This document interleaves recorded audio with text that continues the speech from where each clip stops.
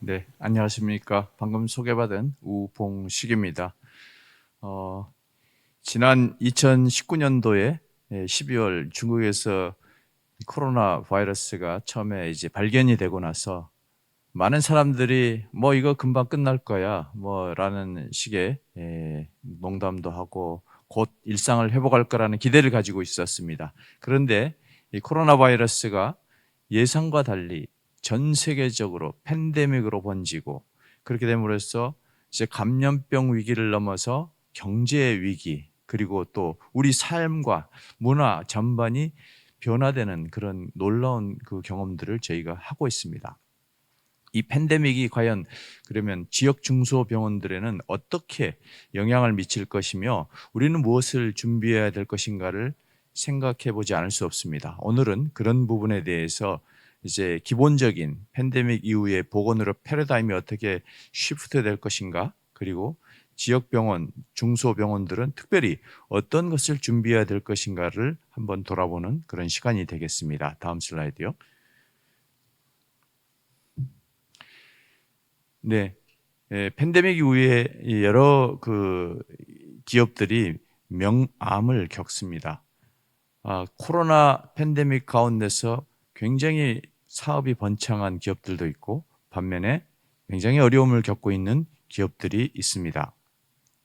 의료계에서도 소청과 같은 곳은 지난해 개업한 숫자보다 폐업한 기관의 숫자가 더 많았습니다. 굉장히 많은 소청과 선생님들이 어려움을 겪고 그것이 이 각종 지표에 나타나게 되었습니다.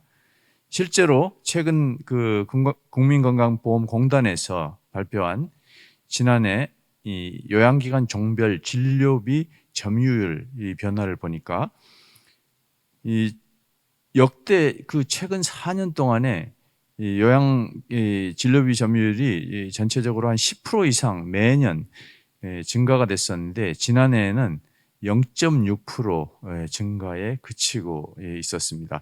특별히 기관당 이 어떤 대비 이 증감률을 보니까 마이너스 1.4, 기관당으로는 굉장히 오히려 감소된 그런 것들을 보여주고 있는데 이것은 정말 놀라운 통계 수치라고 하지 않을 수 없습니다. 반면에 이렇게 일부 과목에서는 세무조사를 받을 정도로 코로나로 호황을 겪고 있는 그런 과목도 있는 것 같습니다. 자, 반면 또 이제 코로나가 계속되면서 우리의 진료, 삶의 패턴들이 의료 현장에서도 바뀝니다. 비대면 의료를 계속하려고 하는 그런 이 양상들이 나타나게 되는데 실제로 지난해 저희들이 일시적으로 한시적으로 비대면 진료를 정부가 허용한 적이 있습니다. 그래서 전체 비대면 진료의 총 진료비액이 2020년도에 한 81억 정도 발생이 되었는데요.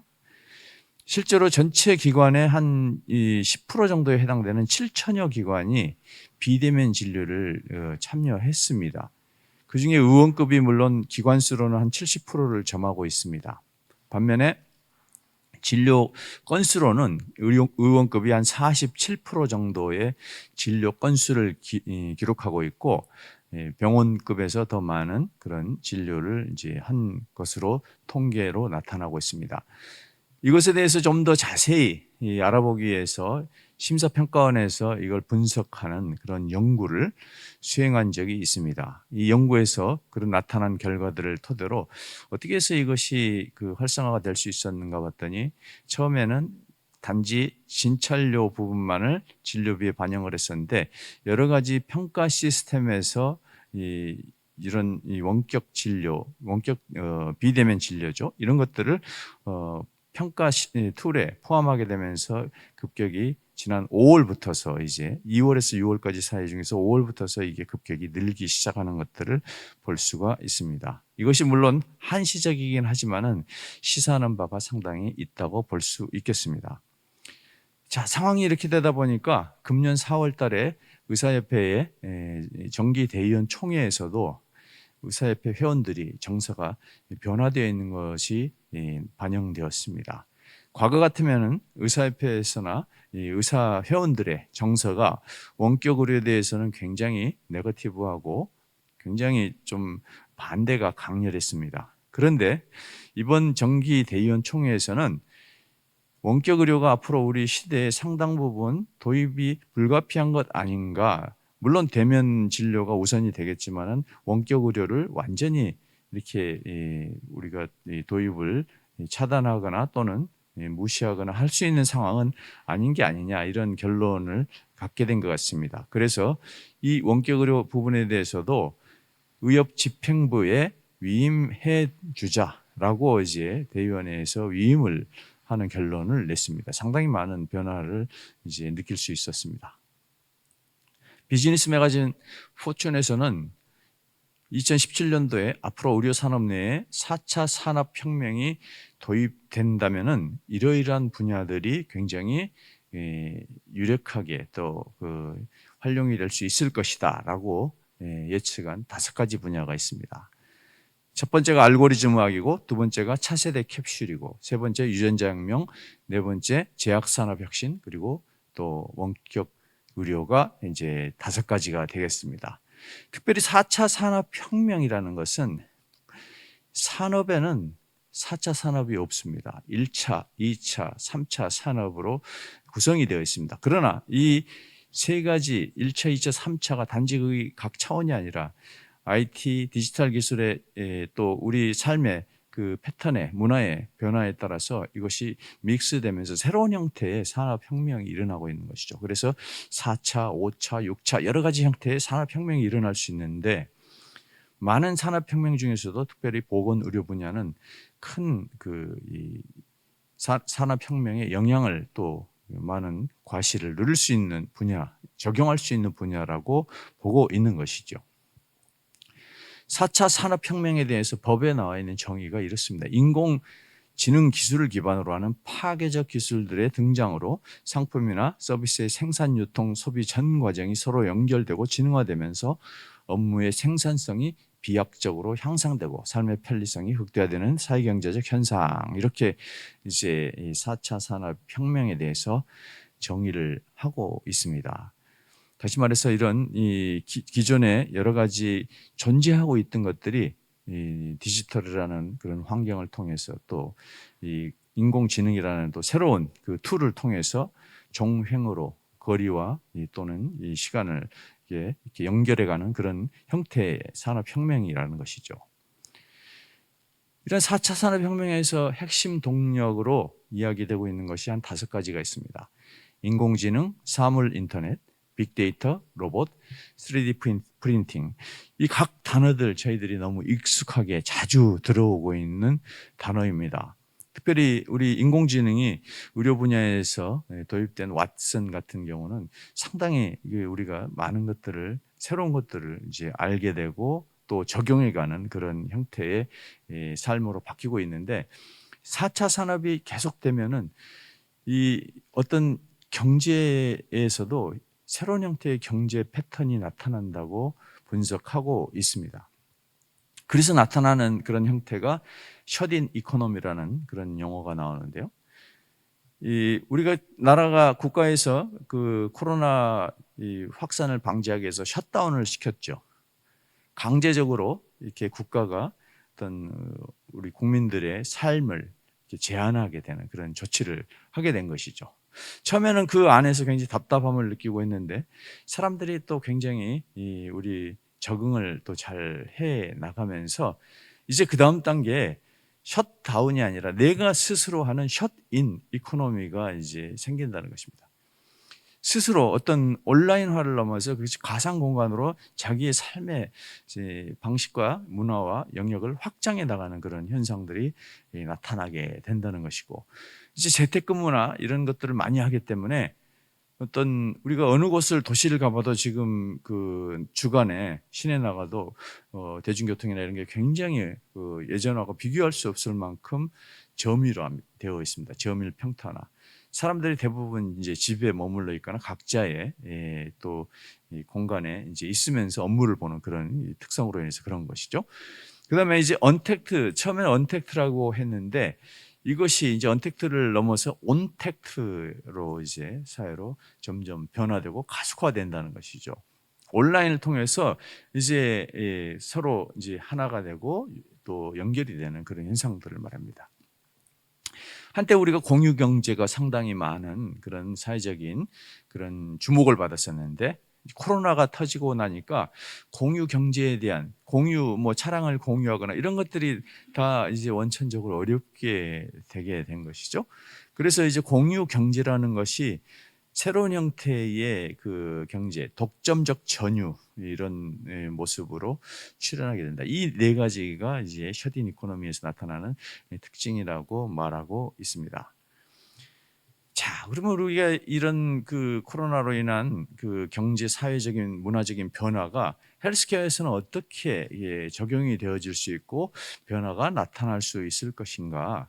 이런 것에 대해서 Frontiers in Medicine이라는 잡지에 최근에 이렇게 게재가 된 그런 내용들을 보면은 한 5가지 정도로 축약해서 이야기를 하고 있는 부분이 있습니다. 첫 번째, 원격 의료 서비스를 받는 환자의 숫자가 급증하게 될 것이다. 이렇게 이제 예상을 하고 있습니다. 두 번째, 어떤 질병에 대한 감시 체계와 데이터 분석 이런 것의 중요성이 상당히 강화되고 강조될 것이다.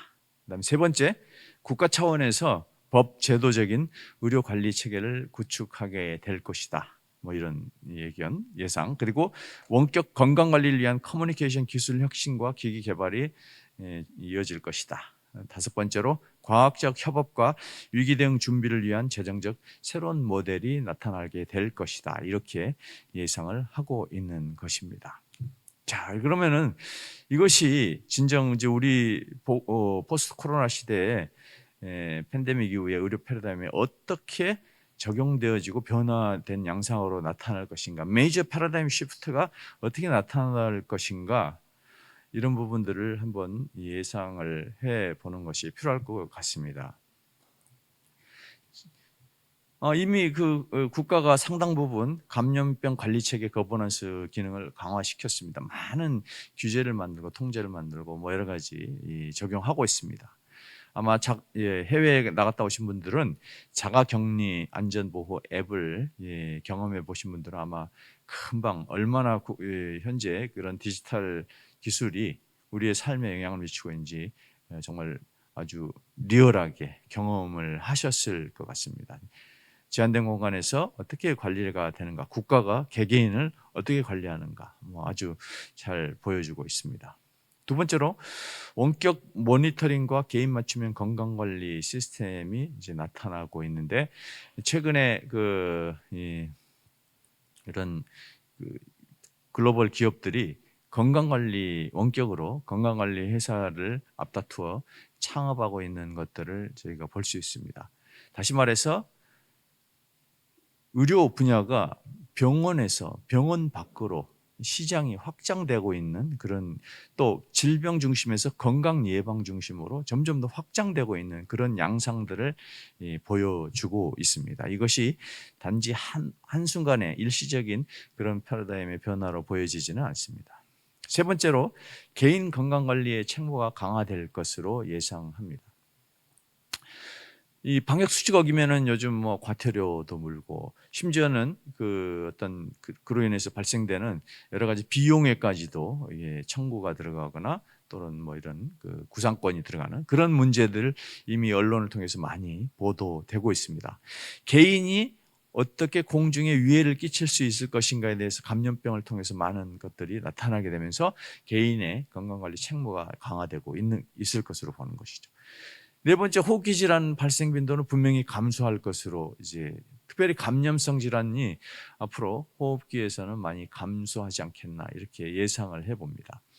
저희들이 한 1년 넘게 2년 가까이 이렇게 이제 코로나와 전쟁을 하면서 많은 사람들이 처음에 마스크의 중요성, 거리두기의 중요성 이런 것에 대해서 잘 인식을 못했습니다. 그런데 이런 마스크라든지 거리두기 또 개인 위생에 대한 그런 중요성들이 점점 인식이 되면서 학습이 되어지는 효과들을 많이 경험을 합니다. 그래서 저희들이 봤을 때 호흡기 질환의 발생 빈도는 지금 일시적인 것이 아니고 앞으로도 계속 감소되지 않겠나 이렇게 예상할 수가 있습니다. 다섯 번째로 인공지능 첨단 의료 이런 것들이 더욱더 활성화될 것입니다. 이제 저희들이 사람이 직접 만나서 어떤 뭐 행위를 하거나 이런 것보다 좀 더 재생의료 산업이나 이런 특별하게 기술적으로 아주 이런 인공지능을 이용한 그런 기술들이 우리 실제 의료의 현장에서 많이 도입이 되고 그런 것이 활성화되지 않겠나 이렇게 예측할 수가 있습니다.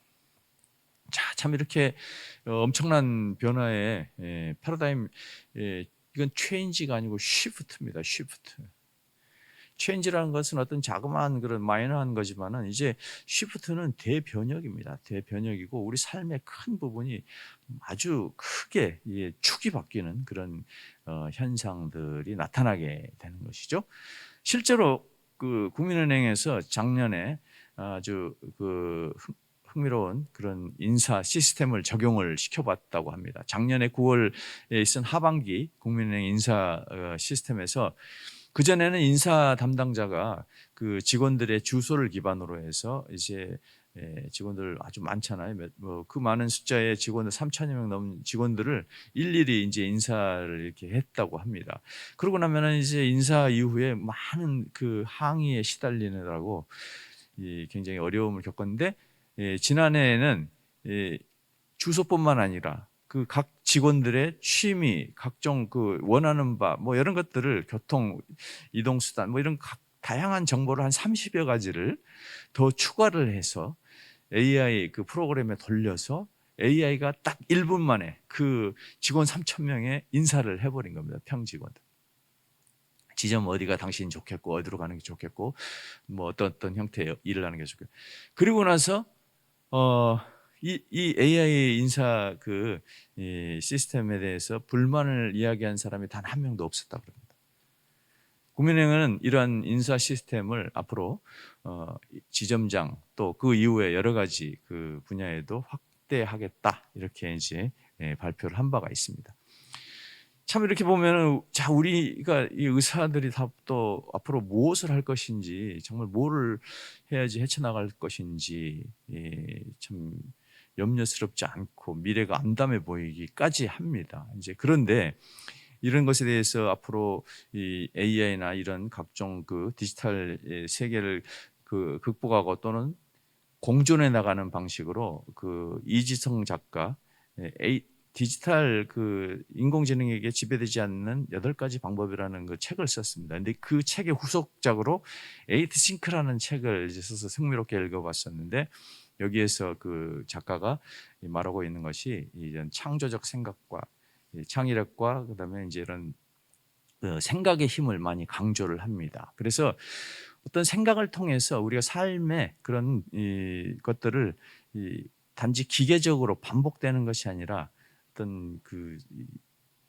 기계가 할 수 없는 그 이상의 것을 이끌어내는 그런 것들이 필요하다라는 것이죠. 최근에 보아 오빠인가요? 그런 말기암 환자에 대한 그 논란이 있었습니다. 이제 그런 것들이 이제 지식을 단지 전달하는 것이 아니라 이제 의사들도 그 너머에 기계가 할 수 없는 그런 무언가를 해주기를 바라고 있다라는 것을 반증하는 사회적인 그런 또 현상이 아닐까 그렇게 생각을 해봅니다.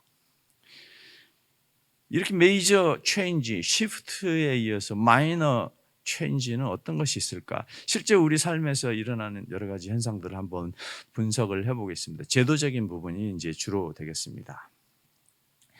우리보다 먼저 고령 사회를 겪고 여러 가지 이제 대비를 해나가고 있는 일본을 통해서 조금 한번 우리나라와 비교를 해보도록 하겠습니다. 일본은 고령 인구가 지금 28%입니다. 우리보다 훨씬 많은 고령 인구가 있고 그로 인해서 다양한 그 사회적인 의료적인 문제가 발생하고 있는데 이것을 해결하기 위해서 지난 2014년도에 의료 개호 일괄법을 이제 만들어서 이제 의료부터서 요양 전 과정, 커뮤니티 케어 전 과정에 걸쳐서 통합의 그런 시스템의 틀을 만들었습니다. 그래서 그것을 계속 이제 적용해 가고 있는데요. 그걸 한번 살펴보면서 우리에게 시사하는 바는 무엇이 있는지 보도록 하겠습니다. 일본의 현재 의료보험 2015년 기준입니다.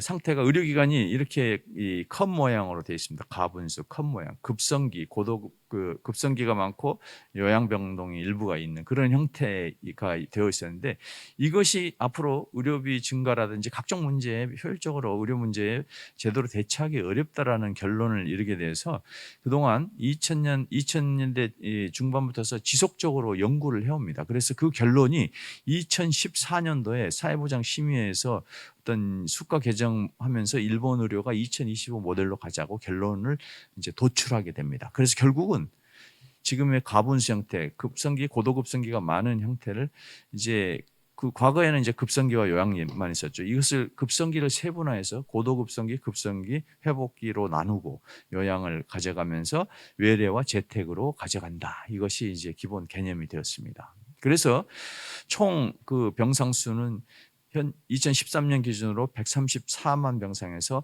2025년에는 115에서 119만 병상으로 줄어듭니다. 그런데 물론 이게 줄어들지만은 이게 토탈 썸이 줄어들고 없어지는 게 아니라 여기에서 남는 병상들은 요양시설이라든지 이런 시설로 전환을 하는 그런 계획을 가지고서 진행이 돼서 실제로 병상 수가 줄지는 않습니다. 통계적으로.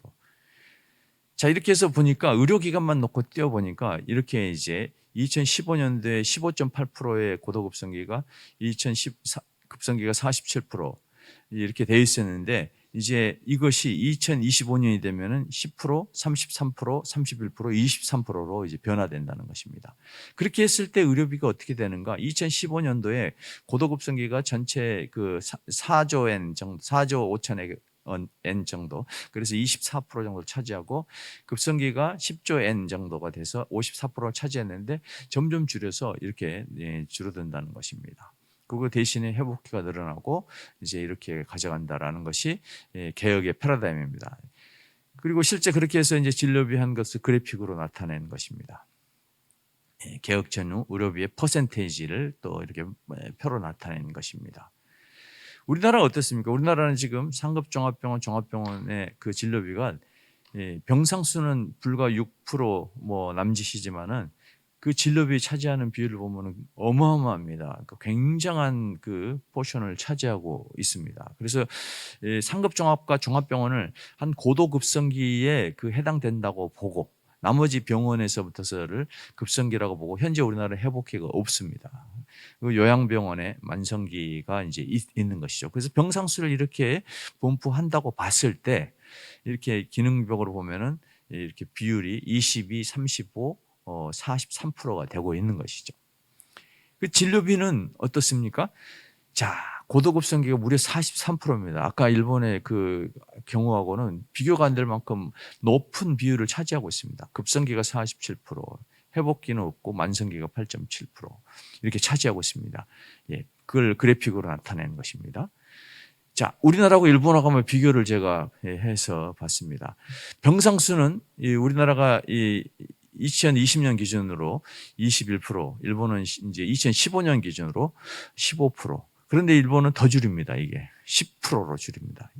결국 의료비 증가의 핵심이 고도급성기 그 상급 종합병원에 있다라는 것을 일본은 이미 간파한 것입니다. 그래서 상급 종합병원, 우리나라로 말하면 상급 종합병원을 줄이는 쪽으로 총력을 다해서 일본의 보건의료 정책을 가고 있는 것입니다. 우리나라는 그런 기전이 전혀 없습니다. 굉장히 위험하고 중소병원들이 오히려 린치를 당한다 할까 그런 정도로 지금 아주 어려움을 겪는 그런. 사실은 중소병원들이 적절하게 역할을 해주면은 의료비 전체가 굉장히 줄어들거든요. 그런데 지금 정부 정책은 그런 그림이 전혀 없는 것이 문제가 되겠습니다. 자, 기능별 병상 비율 이렇게 되어 있습니다. 우리나라 2020년 기준, 일본 2015년, 일본은 더 줄여갑니다. 예, 급성기, 일본은 2015년 줄여가고 이렇게 이제 점점 가져가겠다라는 것이고 지금 계속 진행되고 있습니다. 진료비 보실까요? 진료비는 더 어마어마합니다.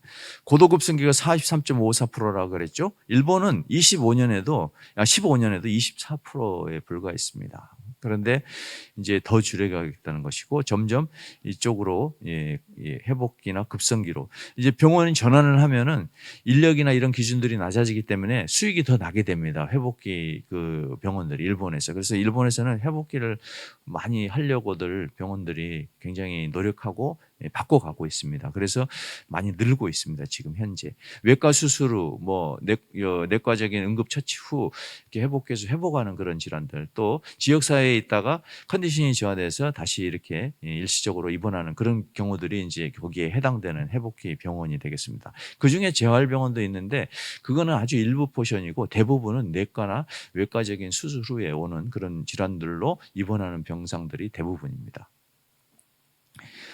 자, 이렇게 또 기능별 진료비 비율이 이렇게 됐습니다. 정말 뭐 비교할 수 없습니다. 우리나라는 상급 종합병원이 결국은 진료비 증가에 핵폭탄이다. 뭐 이런 결론을 이거 그래프로 다 볼 수가 있습니다. 이걸 어떻게 앞으로 컨트롤할 것인가가 우리나라 보건의료 정책이 굉장히 중요한 역할을 할 것이다. 일본의 그 의료개혁 후 GDP 대비 의료비 추계를 봤는데 의료비는 전체적으로 10% 선에서 그냥 유지합니다. 늘지 않습니다. 다만 이제 개호, 요양에서 이제 많은 비용이 늘게 되어 있고요. 그래서 저희들이 생각한 것처럼 의료비가 이렇게 바꿨을 때는 크게 부담이 안 되게 유지될 수 있다라는 것이 일본의 이제 시뮬레이션과 실제로 진행되어 온 결과로 나타나고 있습니다. 자, 이게 GDP 대비 보건의료비 추이를 제가 한번 1970년부터 해서 쫙 검사를 제가 OECD 자료를 가지고 와서 제가 분석을 해봤습니다. 많은 사람들이 이야기합니다. 이렇게 가다가 대한민국 의료 때문에 망한다. 그러면은 이 나라는 망했겠네요, 진짜. 이 나라 어느 나라인지 아십니까? 세계에서 가장 강대국이죠. 미국입니다. 미국이 GDP 대비 17%가 보건의료비입니다. 그리고 우리나라 기준이면 진작 망했어야죠, 이 나라. 근데 지금 1인당 국민소득 6만 불이 넘습니다. 그게 뭘 뜻합니까? 많은 GDP 대비 많은 그 포션의 보건의료비가 결코 헛되이 쓰이지 않는다는 것입니다. 일자리에 많이 들어가고 있다는 것이고 많은 좋은 일자리를 만들어내는 지금 가장 유일한 산업 분야입니다. 저희가 2019년도에 코로나 이후에 제가 여기 그림에는 못 넣었는데요. 통계 데이터 여기 나온 것들을 분석을 해보니까 2019년도에 1분기에서 2020년 3분기까지 요 일자리 데이터를 산업 동향 발표 난 거 보니까 보건의료 산업은 6.8%가 증가합니다.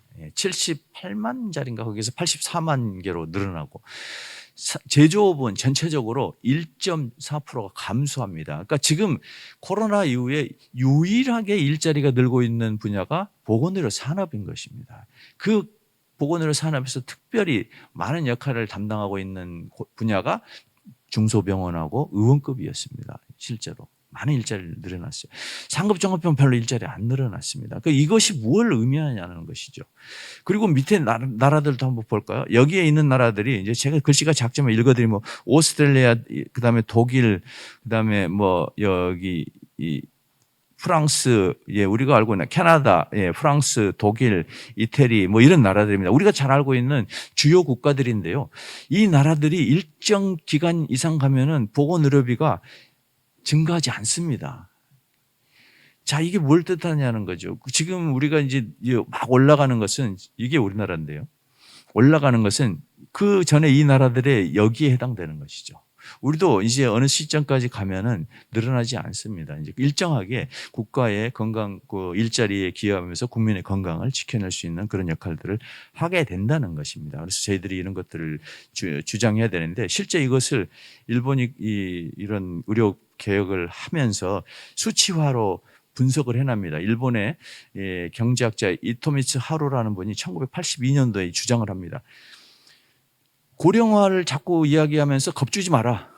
실제로 고령사회가 되고 저출산이 되니까 총 부양 경제 인력 대 부양 인력은 항상 똑같이 1.0 정도를 여기 보면 1.05, 1.04, 1.1 여기에 거의 변화가 없다라고 이제 계산을 해냅니다. 그래서 일본이 이제 자신감을 가지고 의료 개혁을 하게 된 근거가 여기에 이제 나타나게 된 것이죠.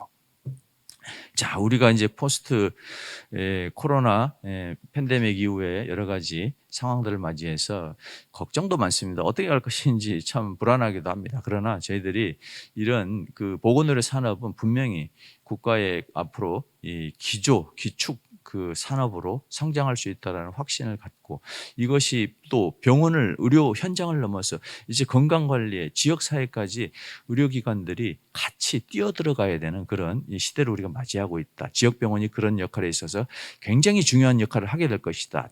접근성이나 모든 면에서 그런 부분들을 인식하고 준비를 해나가는 것이 필요하겠다라고 생각합니다. 이상으로 제 강의를 마치도록 하겠습니다. 감사합니다.